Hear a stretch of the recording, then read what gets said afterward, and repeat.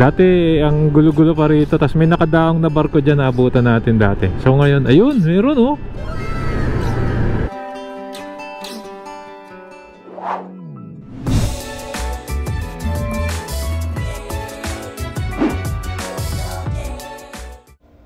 Noong nakaraang Abril lang ay nag-post ang presidente ng San Miguel Group of Companies na si Mr. Ramon Ang na dumating na ang first shipment ng LNG o liquefied natural gas sa ating bansa.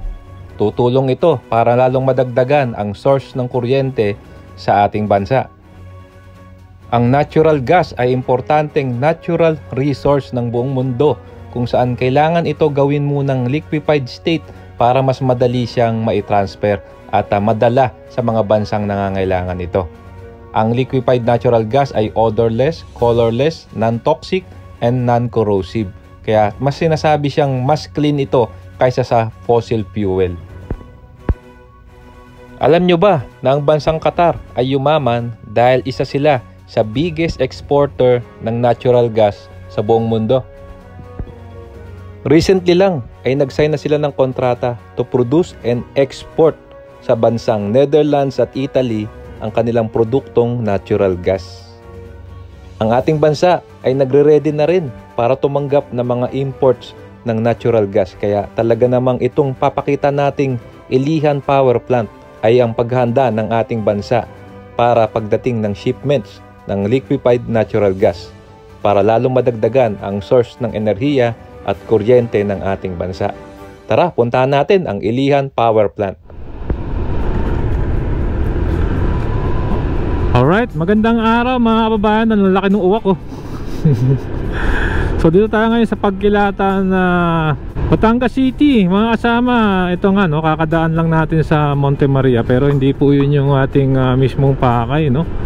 Ang ating pong pakay ay balikan itong Ilihan Power Plant mga kasama. Meron na tayong power plant no. Dagdag po pa, alam niyo naman meron tayong krisis sa enerhiya, sa kuryente. At least po ito, natural gas naman ito mga kasama, dito pinoproseso. So balikan lang natin no, world class facility ng San Miguel. At ayan, tignan natin, kalangan natin, ginagawa na dyan yung Batangas-Mindoro Bridge. Yung pala, power plant pala yun. Siyempre kung bago pa lang po kayo sa ating channel, ay inaanyayahan ko po kayong mag-like, mag-comment, subscribe, hit yung notification bell para updated po kayo pag may bago tayong video. So ito, diretso po na ito mga kasama, Palobo, Batangas to. Ngayon medyo makulimlim, tsaka malamig yung panahon. So tignan natin, mag-drone ulit tayo. Maganda nga, good news nga po yan kasi yun nga po no, ang kailangan natin ng maraming source of energy. Karamihan nga coal, hindi po siya environment friendly. Para pong sinusunog natin, fossil yun no, mga kasama. So ito, natural gas, parang mas okay yata to sa coal. Nga lang syempre ini-import. Pero meron din po tayong natural gas field dyan sa Malampaya. Sana may makita pa tayo no, na natural gas field. Alam niyo po ba yung bansang Qatar dyan talaga yumaman no. Wala silang masyadong oil, meron sila natural gas dyan sa Arabian Sea. Anyway, ayan mga kabayan, sama lang kayo. Tignan natin at yun nga no, sana dumami pa yung source ng enerhiya natin para wala nang masyadong brown out. Ito, daming resort dito, makasama yun. Actually, nadaanan natin kanina yung Isola Vista na kapag outing na tayo ron. Solid doon, ang ganda.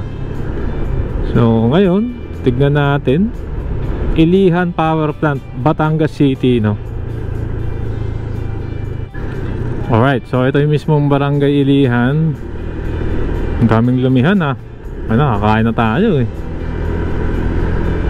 Yun buko juice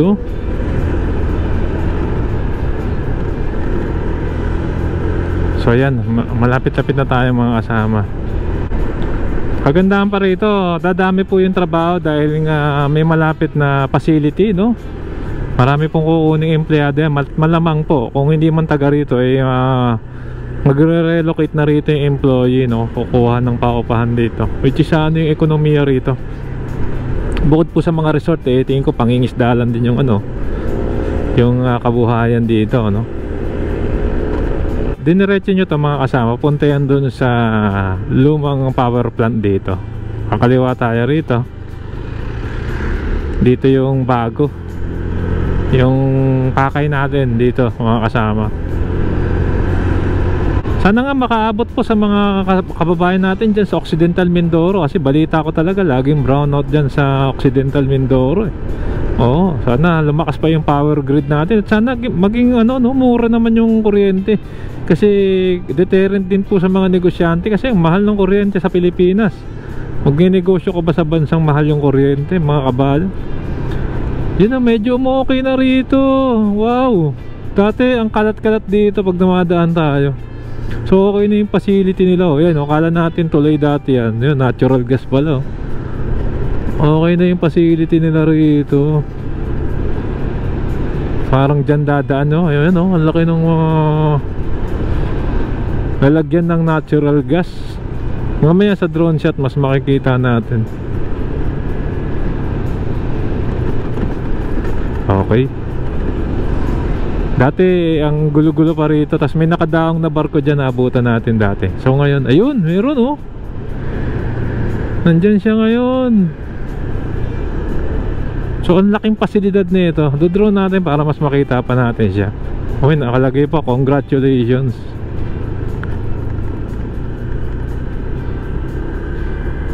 Power plant. Yan, kailangan pa natin ng ganito. Sana ba dagdagan pa mga kabayan.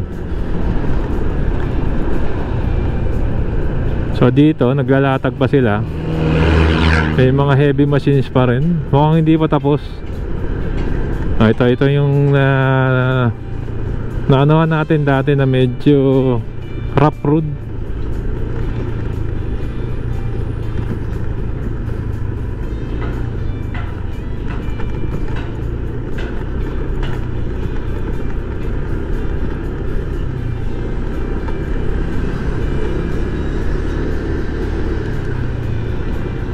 Grabe.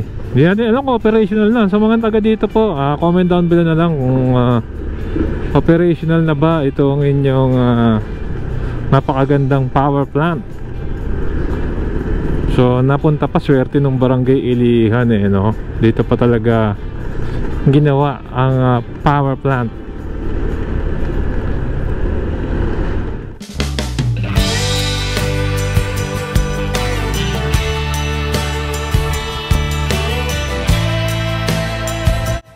Ayan, so ito na nga po mga babayan, San Miguel Global Power Ilihan Power Plant. Talaga namang napakalaking facility, no? Para po talagang dito ibabagsak yung shipments ng liquefied natural gas mga kababayan. Ayan, no? Actually mga kababayan, meron po tayo mismong natural gas, no? Diyan po sa Malampaya. Yun nga lang, ayon po sa mga pag-aaral ay mukhang paubos na raw po yung mismong Malampaya, no? Sana may madiscover pa po na iba pang part natin para baka pwede rin tayo maging exporter. Pero sa ngayon po, ito pong Ilihan Power Plant ay tatanggap muna ng mga import, no? Para po ma-augment yung power supply na kadalasan pa rin po sa ating bansa ay nakadepende sa coal, no? Fossil fuel mga kababayan. Nga lang po talaga ang ito nga po ay hindi na okay sa environment, kaya nagpo-focus na sa renewable sources of energy. Pero ito nga po, no, mas clean daw po itong natural gas mga kababayan. So ito nga po yung facility ng Ilihan Power Plant, no mga kababayan, at talaga namang world class itong paggagawa dito ng San Miguel Corporation. Ang laki.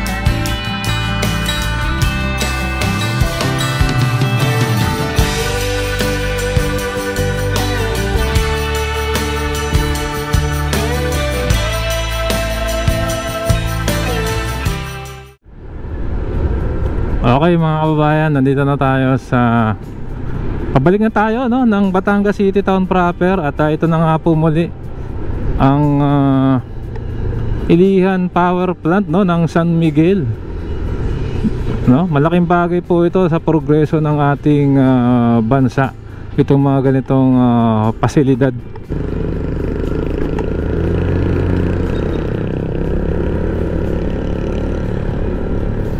Okay, tignan nyo, naglalaki. Ito yung barko mga kabayan, nakalagay liquefied natural gas, LNG mga kasama. So ayan no, kala mo tulay na yung ginagawa nila, yung pala dyan lang dadaan yung mismong liquefied natural gas. Anyway mga kabayan, sana madagdagan pa yung mga ganitong power plant sa mga, hindi lang dito sa Luzon no, sana sa Visayas at Mindanao din, para hindi na po tayo problemahin yung mga kakulangan sa kuryente at brownout. So mga kabayan, hanggang dito na lang. Ano pong masasabi nyo dito sa Ilihan Power Plant? At marami pong salamat. Kung nagustuhan nyo po itong video, ay nanyahan ko po kayo mag-like, mag-comment at subscribe, hit yung notification bell para updated po kayo pag may bago tayong video. Marami pong salamat. Keep safe, health malasakit, sarap maglakbay. And see you po sa next vlog update mga kasama.